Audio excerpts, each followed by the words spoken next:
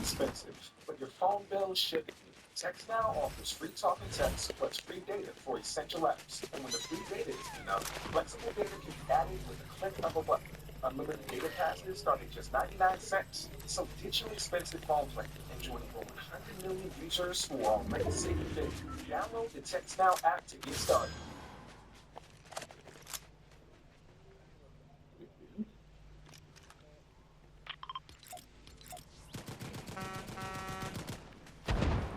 Lately, I have learned some car accident both values settlement insurance companies right after they come. Insurance companies try to convince them to sign binding documents online, give up the right to pursue full value of their claim. If an insurance company is rushing you to settle your car accident injury claim, call me immediately, 800-602-5000.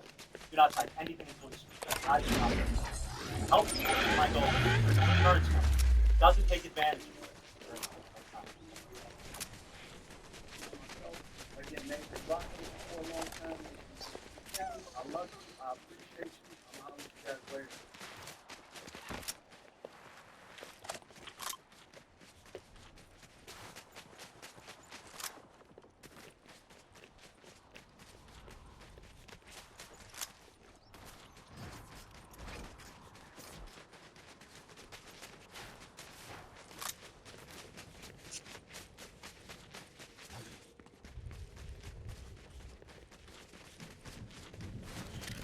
What's going on? The fan time from AntonDaniels.com. I appreciate you guys for continuing to rock and thank you for coming in to another edition of the Millionaire Morning Show. I am your host, Anton Daniels. Man, I think I got some lotion in my mouth. You know how you put lotion on your hands and then you rub it on your face after you wash your hands and all of that stuff? Yeah, man, we in the building. What up, what up, what up, what up, what up? How y'all feel? What's going on? We got Monday night tonight. Popping. Look, it's the last.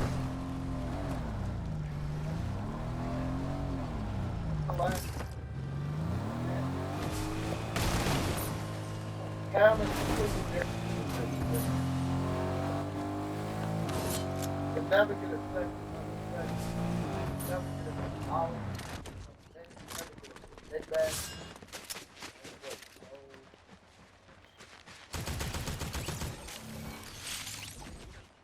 Mostly on things that's not even. I have this life a lot.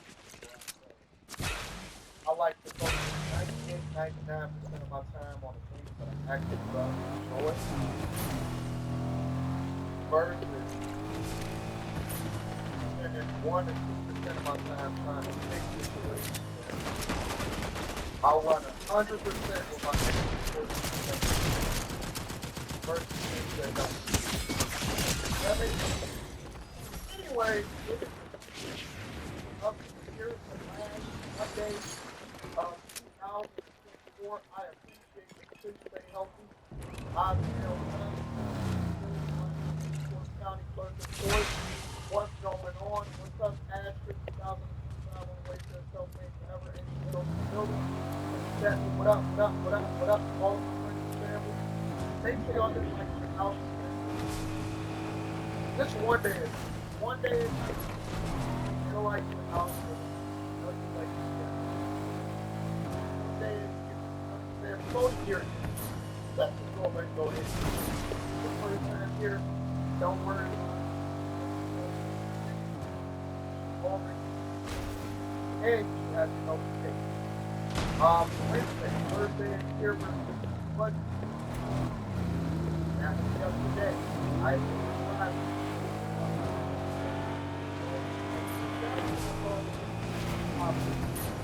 like that dude on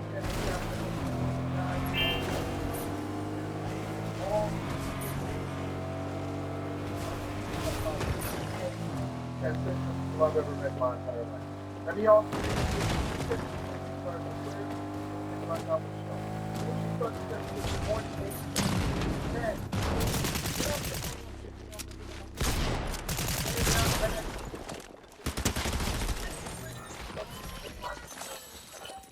well, guess what? Guess what? Guys, of the greatest audience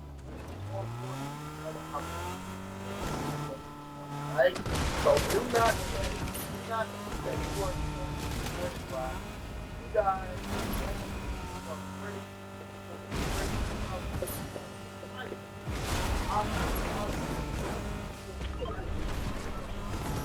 and that you're going to be better.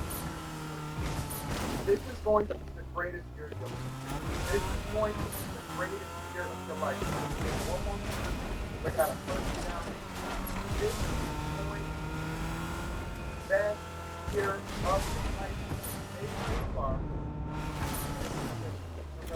Ready to run it. Ready to run it up. Nobody going to stand in your way. It's nothing that they can't do.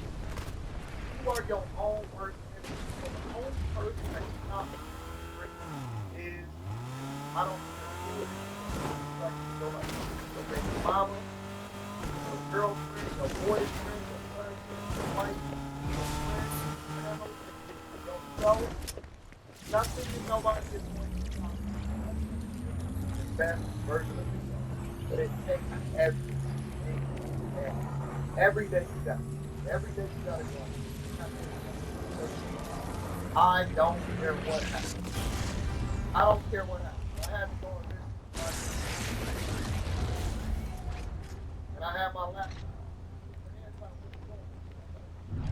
Prepared. I got stuff to do. I got to turn my laptop tomorrow. I got to get stuff on my work laptop. It's things that I have to do. I got my credit with my rent payment for free. Thanks to them. I stumbled on this game to use for the month. That you have to get. You want something you never had before, you're going to have to do something you never done. You can't keep doing the same thing over and over and over and expect to get the results. You can't. You got it. All right, let me go ahead and get started with yourself. Morning, family, back to work.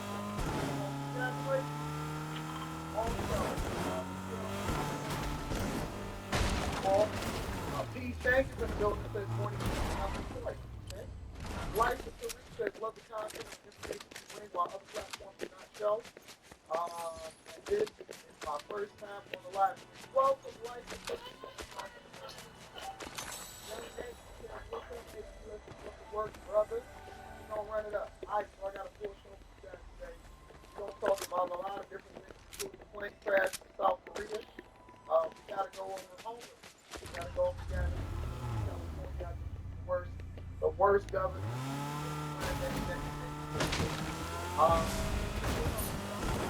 We got things up in home. Over in New York.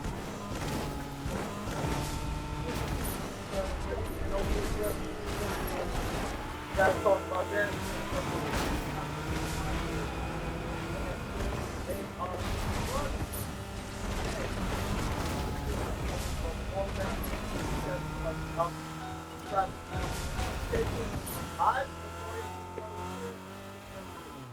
Lord, bless everything that comes out of our mouth to be edifying to our body and to be edifying to our souls.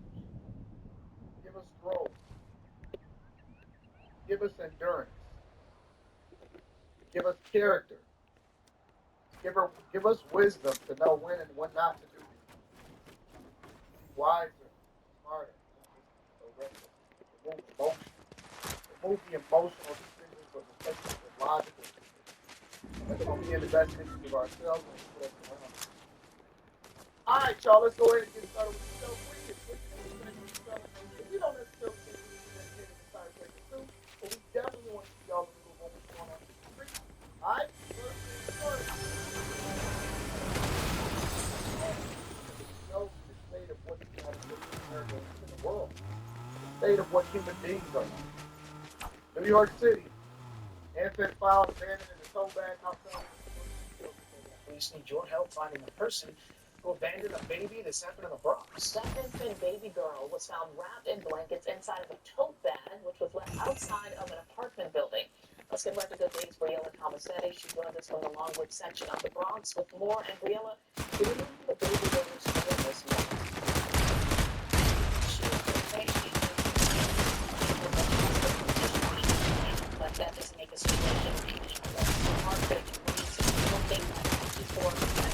Surveillance video on this apartment building behind me will lead them to an arrest. Those cameras, that video rather, shows the moment that a baby girl was abandoned here in the Bronx. Take a close look at your screens. Happened over the weekend. Police now searching for this person who was last seen wearing a black hooded jacket, light pants, and white sneakers. According to the NYPD, first precinct officer responded to a 911 call for the crying baby just after 6 o'clock yesterday morning on Reverend James A. Polite Avenue here in the Longwood section. Everyone was allegedly wrapped in a blanket and covered at the time of death. Structural injuries stable conditions where she needs to be care of hospital. 8% of those patients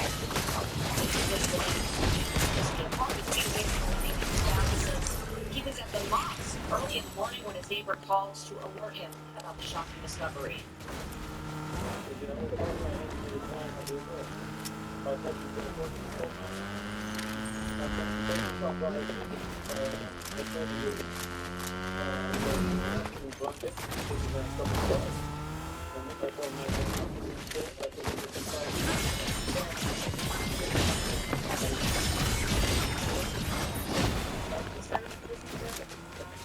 When you guys talk, okay, there's a lot of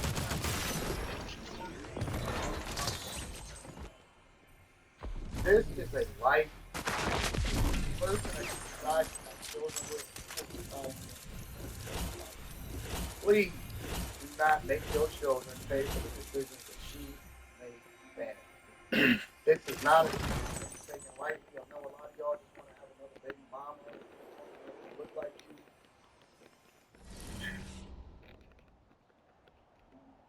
And why do it seem like when it gets cold outside, people do some of the most egregious things when it comes to children? I don't know what that is. Anyways, a couple of passings over the weekend. The first passing was former President Jimmy Carter, one-term president passing over this past week. This is an ABC News special report. The death of President Jimmy Carter.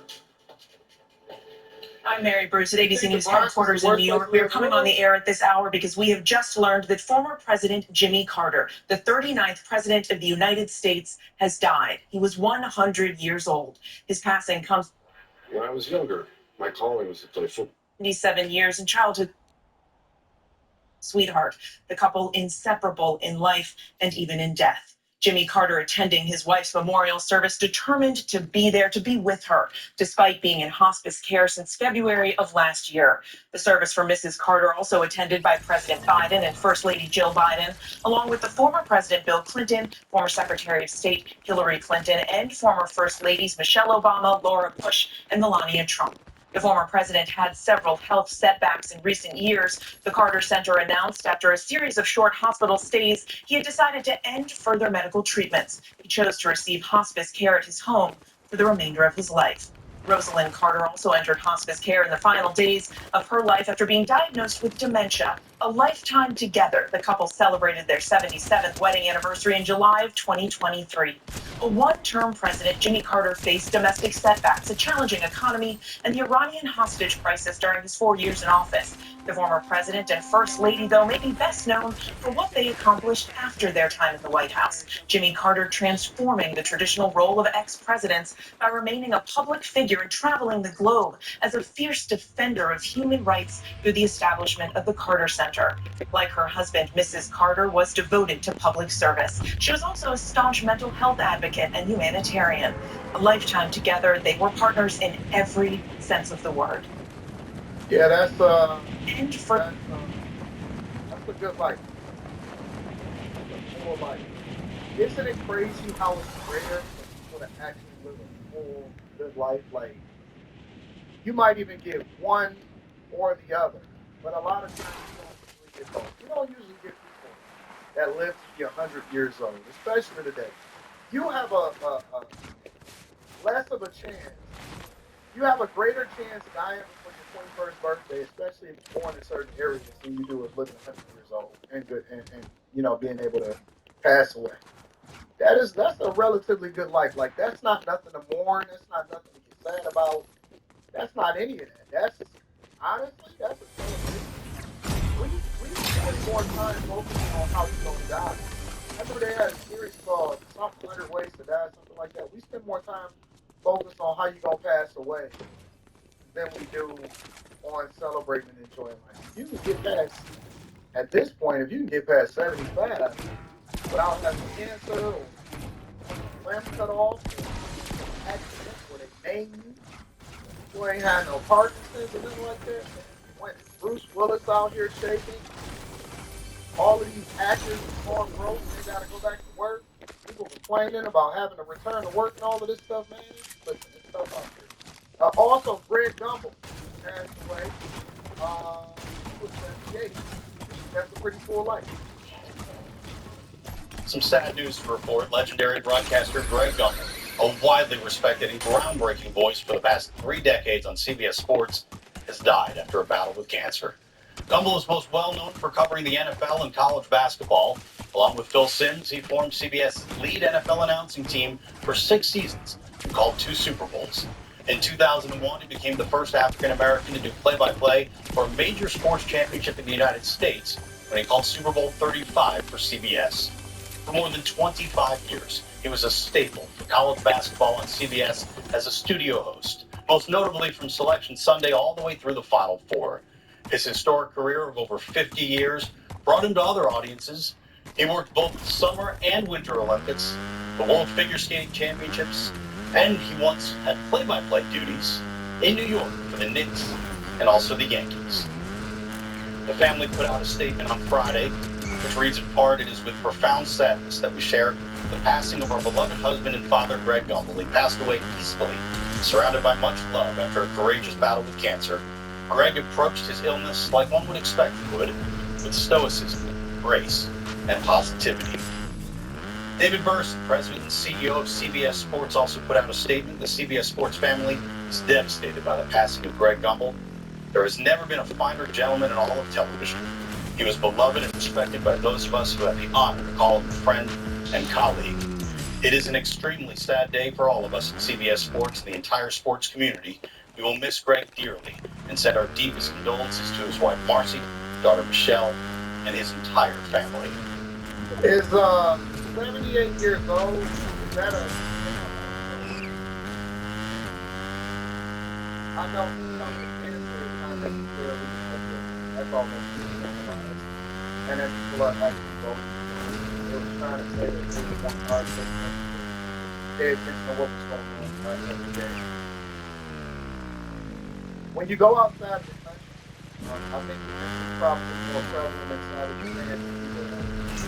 In Japan, ironically, it's a place where people live the longest. They have the longest lifespan. And usually, even when they pass away, it's relatively good health. People really don't. They have like different food, appetite, talent, work ethic. They don't believe in retiring. They believe in being active and making money and being a contributor into their society and their communities their entire life. It's funny how different it is here than it is everywhere else. In Japan, where they live the longest and they're the healthiest, they got a different food palette, and they don't believe in retirement. We are trying to figure out how we can work To retire.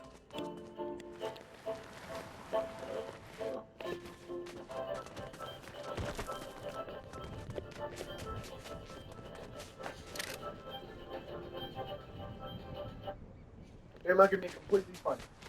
Is 78 a full life to y'all?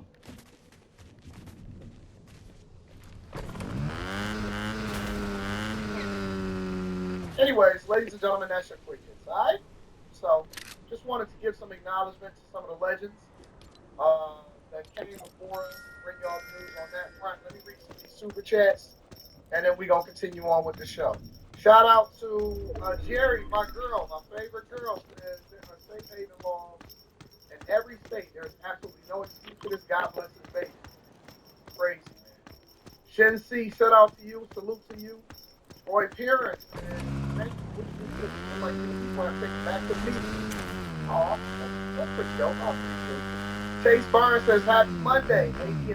I had an interview today to talk about this. Did you watch the interview like the King video on Saturday? He's looking I'm going to claim it. A new provision for 3 years means all you do bank statements you fucked up. My dog takes burn. Right. You're gonna get that if that's what's best for you. But Jesse James says, time don't mean that anyone has to be in your priority list to make you overwhelmed. I'm a bad chaser of 3 years and I want to work with you.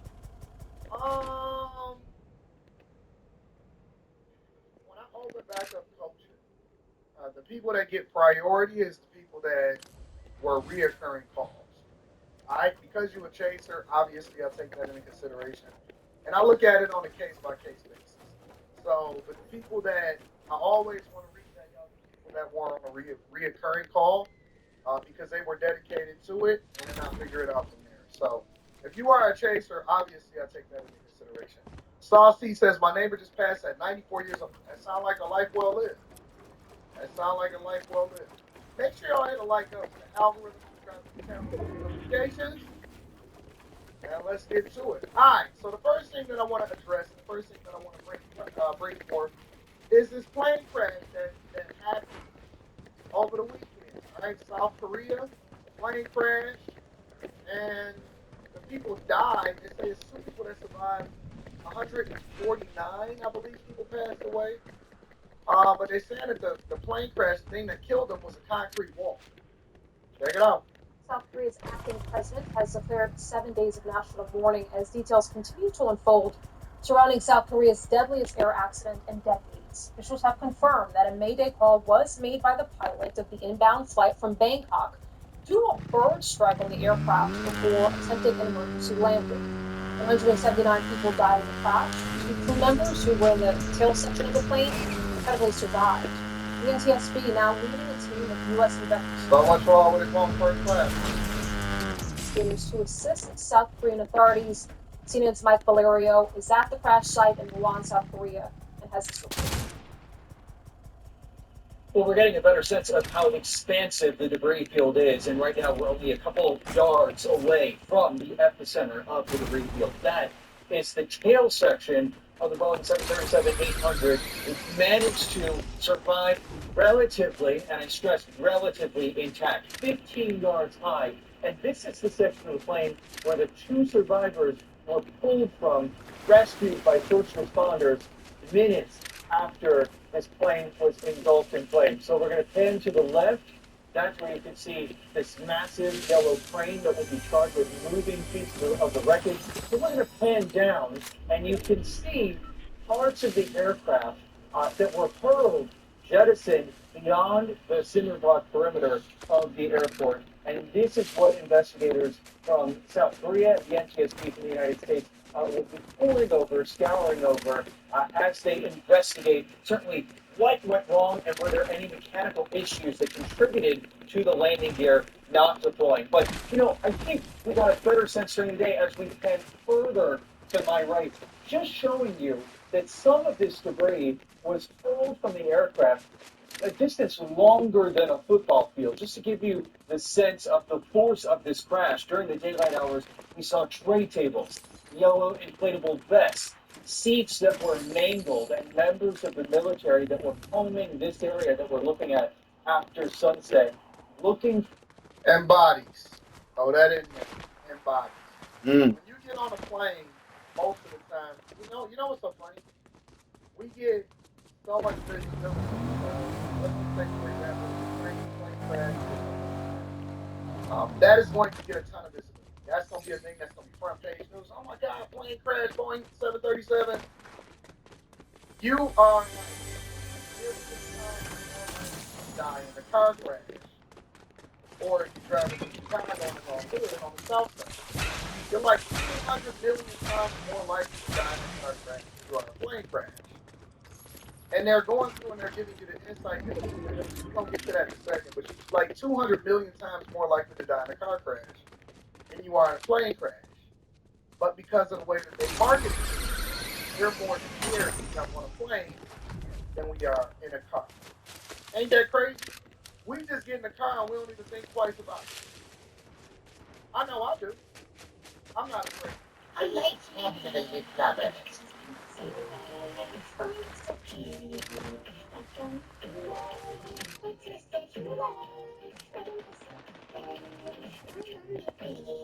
straight to it. We in it. We jump in the car. I don't know. A lot of us take off. A lot of you put our seatbelts on and all of that.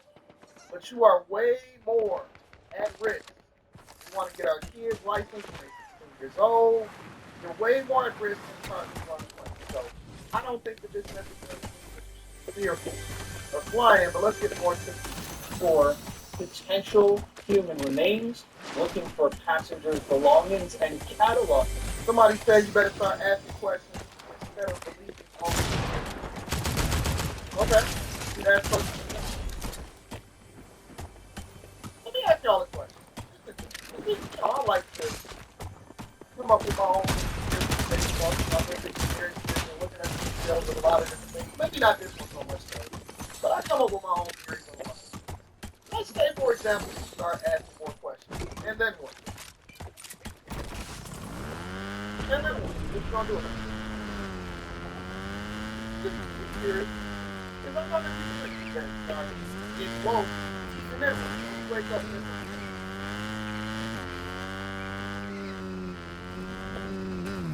And then what? What adjustments do you make? Because I often say that life is 10% of what happens to you, 90% of how you react to it. So then, what course of action do you take once you think that you're going? Once you find, let's say that your conspiracy, you don't ever truly have the truth to justify whatever it is that you believe. But let's say, for example, your conspiracy theory is true. And then what? How does your life change? Okay, so you get to the truth, Gilly, and then what? It reminds me of when people say, I want you to acknowledge that racism existed, that black people were oppressed. I'm like, okay, I acknowledge it.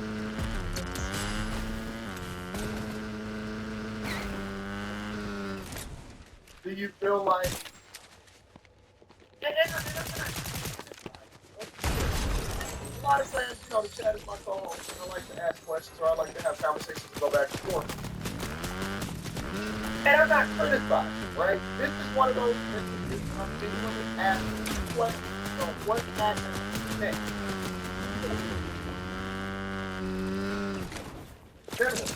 Like, I want to know how people move differently. Okay, you get the information. What does that translate into? Most people don't change their lives and just go along and gossip. And they say, hey, have you talked about this? Like, yeah, I talked about it. And you give me more coverage. Okay, kind of. And you trying to figure out what, like, because my mind works different. When I find out stuff and when I deep dive into stuff, I'm doing it in order to make change. Maybe I'm going to vote differently. Maybe I'm going to go from the Democratic Party to the Republican Party. Maybe I'm going to make a different decision on how I eat. Maybe I want to go and go into a different industry when I find out that this is the way that it's moving. Like, I'm going to do stuff. And it may not be big stuff to you, but it may be big stuff to me. I always try to figure out, like, do y'all decide that y'all going to vote? Or do y'all want education? Or do you decide that you're not going to vote even more, that you wasn't going to vote because you was never voting in the first place? Like, what happened?